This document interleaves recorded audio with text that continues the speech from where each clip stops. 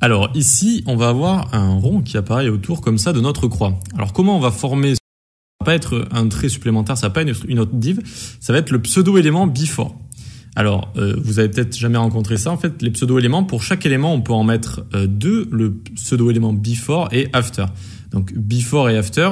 Before, ça va être, imaginons que vous avez la ligne ici, vous la voyez, hop. Le before, il va se trouver avant et l'after après. Voilà, évidemment, vu que c'est before et after. Mais du coup, ces éléments, on va pouvoir les placer par rapport à l'élément en lui-même. Si on met un élément before avant lui, du coup, on va pouvoir quand même le placer en le décalant en haut, en bas, n'importe où. Du coup, en fait, ce qu'on va faire, on va mettre un élément before à notre conteneur ici. Notre conteneur, on va lui mettre un élément before. On va le transformer en cercle, cet élément, plutôt facilement en lui mettant un border radius 50%. Et on va le placer pour qu'il soit le cercle parfaitement placé par rapport au centre de ce rectangle, d'accord? Pour qu'il l'entoure, en fait, au final. C'est exactement ça qu'on va faire tout de suite. Hop, et du coup, après, on le fait apparaître. Alors, on vient ici, on est à l'animation 8, c'est ça? Ouais, 8. Animation 8. Tac. Alors, on vient sur le projet fini, ici. Super.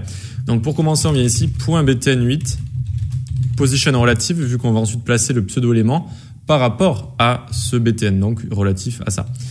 Transition, all 0.3 secondes, is in out. Is in out. Voilà. .btn.active. Non, pas btn1, btn8. Voilà. Hop. Eh bien, on va tout simplement le transform rotate. 45 degrés. 45 degrés. Voilà, ça de base, quand on va cliquer dessus, tac, il va tourner à 45 degrés. Comme ici, vous voyez que ça tourne en même temps que cette croix se crée finalement. Ok, ensuite on crée notre élément before en lui-même, donc ça se crée comme ça. On prend d'abord l'élément sur lequel on a envie de créer un élément, un pseudo-élément, before ou after. On écrit 2 fois 2 points, before. Alors vous allez peut-être le voir écrit des fois avec juste un seul point, c'était l'ancienne notation. Depuis quelques années, maintenant c'est 2 points, 2 points. Même si les deux fonctionnent toujours. Donc, un pseudo-élément, il faut d'abord lui donner du contenu, avec content ici. Et même si le contenu est vide, il faut quand même lui mettre content vide, comme ça. D'accord? On peut lui mettre du contenu, par exemple, regardez, je mets du contenu là. Hop, vous voyez qu'on a le pseudo-élément qui est apparu ici. D'accord? Il est là, on peut même faire clic droit inspecter.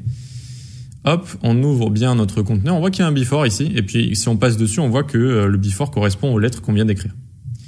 Hop, d'accord, très bien. Le content, du coup, on lui a dit qu'on ne veut pas écrire de choses dedans. Voilà. Et on va le mettre en position absolute. Donc, relatif toujours, vu qu'on lui a mis position relative. Donc, ça va être relatif à son élément. C'est pas son élément parent, mais l'élément à partir duquel il a été créé. Donc, btn8. Donc, position absolute, très bien. On le top 50%, left 50%. Et là, vous voyez peut-être où je veux en venir. C'est la technique pour centrer parfaitement des positions absolutes, c'est-à-dire top 50%, left 50%, transform, translate. Moins 50% sur X, moins 50% sur Y. Cette manipulation, ça permet de centrer parfaitement un élément de manière absolue comme ça. Donc là, on l'a centré parfaitement au milieu de notre btn8. Maintenant, on va lui donner une width et une height. Donc width de 70 pixels, height de 70 pixels. Et on lui met une bordure pour que notre cercle ait une bordure. Donc hop, pour l'instant, c'est pas encore un cercle, hein, mais border 5 pixels solide. Et puis on va lui mettre 0, 0, 0. Histoire de, tac, et on voit bien que ça crée un carré autour, d'accord? Avec le centre du carré qui est parfaitement le centre de notre btn8 ici, vu qu'on l'a parfaitement centré avec ça. Maintenant, on va le transformer en cercle, border radius 50%, hop, tac, c'est devenu un cercle, super, et on va lui mettre une transition également, vu qu'on va l'animer par la suite, 0,3 secondes, easy in out, comme d'hab, pour cette formation, on utilise pas mal de easy in out, et du coup ici, on va pas le faire démarrer en couleur noire, on va le faire démarrer en transparent. Donc il est là, mais il est transparent, d'accord? Donc on va le faire ensuite apparaître quand on aura appuyé sur le bouton. Donc btn8.active, 2.2.before, on n'oublie pas. .active, 2.2.before.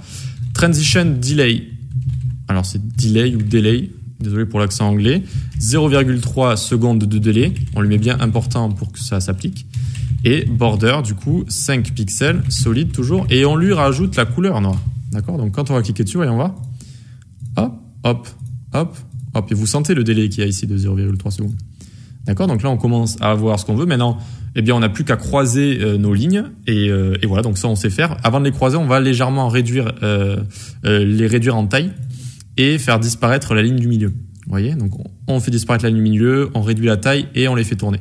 C'est assez sympa, j'aime bien l'animation. Ça peut être aussi utilisé pour des fenêtres modales, par exemple. Vous savez, des fenêtres modales que vous allez ouvrir avec la petite croix en haut à droite. Hop, ça peut être assez sympa. Bref, on revient ici. Hop, point .btn8, point active, point ligne. On change la width de 35 pixels du coup. Ensuite, point .btn8, point active, point ligne avec un S. On n'oublie pas 2 points nth child 2. Le 2, la deuxième ligne. Qu'est-ce qu'on a envie de lui faire? On va la faire disparaître. Opacity 0. Et juste avant, on va lui mettre une transition différente. All 0,1 seconde. Ease in. Important. Pour qu'elle disparaisse vraiment rapidement. D'accord? Donc, hop, ça disparaît très rapidement. Ok? 0,1 seconde ici. Ease in, c'est là au début, vitesse normale après.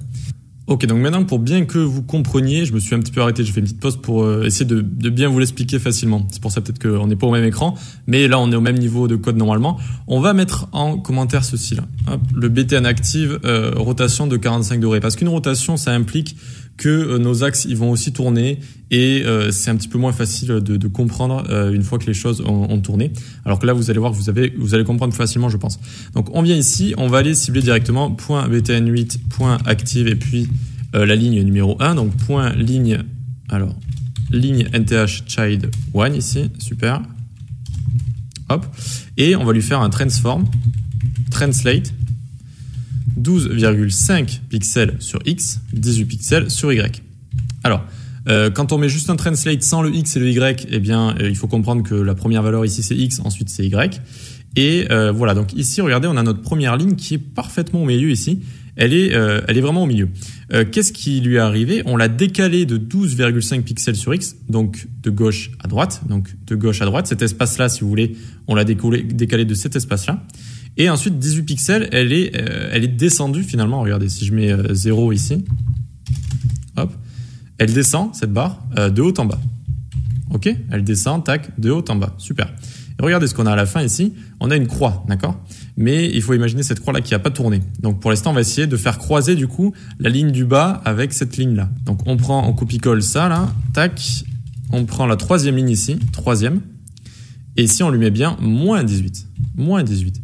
Et là, il va venir directement, du coup, remonter. Moins 18, ça va le faire remonter. Et les deux vont se superposer. D'accord? Et ce qu'il faut comprendre pour le 12,5 pixels sur X, on fait clic droit inspecter. Hop. Alors, j'arrive. Voilà, la console était là. Donc, on a notre compte ligne ici. Ça va être le bouton. C'est le BTN8. Quelle taille fait-il? Il fait 60 pixels de large. OK? Maintenant, nos lignes, combien font-elles de large? 35 pixels. Ici, on va faire du coup, alors, 35 pixels plus 12,5 pixels x 2 est égal 60. 12,5 pixels x 2, ça va faire 25, plus 35, ça va faire 60. Et donc, de chaque côté là, en fait, il y a 12,5 pixels. C'est pour ça que c'est parfaitement centré. Parce que du coup, on a 35 pixels, c'est la ligne au milieu, les deux lignes superposées. Et sur les côtés, 12,5 pixels. En fait, c'était vraiment pour vous expliquer pourquoi on mettait ici 12,5 pixels. Et pourquoi sur Y on met 18? Tout simplement, je vous l'ai montré, pour baisser la ligne du haut au milieu. Et moins 18 ici pour monter la ligne du bas au milieu également. D'accord? Parce que je vous rappelle que les lignes sont séparées à chaque fois de 18 pixels. D'accord? Donc, je ne vais pas revenir tout au début, mais ça, vous le savez depuis le début. À part les cas spéciaux, elles sont séparées de 18 pixels. Ok, maintenant qu'on a ça, eh bien, il nous manque une dernière chose à faire pour que les deux lignes se croisent. Une rotation de 90 degrés. Rotate 90 degrés ici. Hop. Et notre élément, il va tourner de 90 degrés. Et donc, il va venir croiser parfaitement la ligne au-dessus là. Voilà. Et une fois qu'on a fait ça, donc déjà l'animation, elle est bien comme ça, regardez. Hop. C'est correct. Mais du coup, pour faire une meilleure forme de croix à fermer, parce que là, on dirait une croix un peu à ouvrir ou on a envie de cliquer dessus là pour ouvrir, on dirait une barre d'infos, une chose comme ça. Donc ici, on remet bien le rotate là. Hop. Et du coup, ça va bien le faire tourner. Et du coup, tac, tac. Et notre BTN8 tourne de 45 degrés. C'est pour ça que du coup, on a cette forme de croix. Parce que la croix qu'on avait créée, hop, elle va se tourner avec le bouton de 45 degrés comme ça. Voilà du coup comment on arrive à faire cette animation ici avec notre pseudo-élément before et en faisant une petite croix ici assez sympa. Allez, on va pouvoir passer à la suite.